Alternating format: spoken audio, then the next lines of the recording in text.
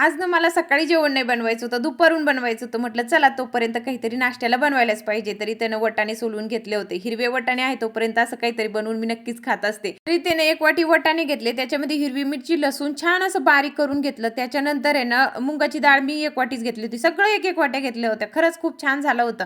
इथे ना सगळं काही मिक्सरमधून बारीक करून घेतलं. रवासुद्धा मी टाकला होता 1च वाटी.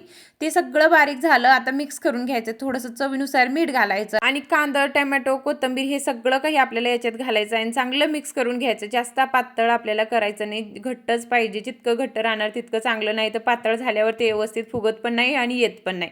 छान इथे नाही मिक्स करून झालं आणि आपल्याला काय भिजून ठेवायची गरज नाही, 2 मिनिटात होते. रवा मी अगोदर भिजू घातला होता म्हणून. गॅसवर मस्त आप्पे पॅन ठेवला आणि गरम होऊ दिला. त्याच्यामध्ये थोडं थोडं करून तेल टाकलं होतं आणि वरून आहे ना जो आपण बॅटर तयार केला आहे ना तो सुद्धा टाकून घ्यायचा.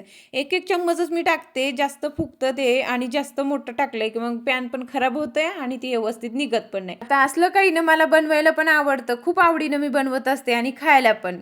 पण माझ्या आहुनला ते अजिबात आवडत नाही. एखाद्या वेळेस जर आपण असं काहीतरी बनवून दिलंय तर ते खाणार नाही, तर त्याला फक्त चपाती भाजी पाहिजे.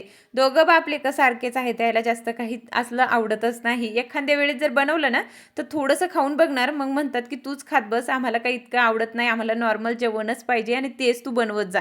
तर तसलंच मी बनवत असते. पण मला कधीतरी इच्छा होते, म्हणजे मी बघते ना तर मला असं वाटतं की नाही आपण पण खायला पाहिजे, बनवायला पाहिजे. आपल्या घरात सगळं काही आपण का बनवत नाही, पण ते खात नाही हो. खरं गोष्ट सांगितली तर हीच असते.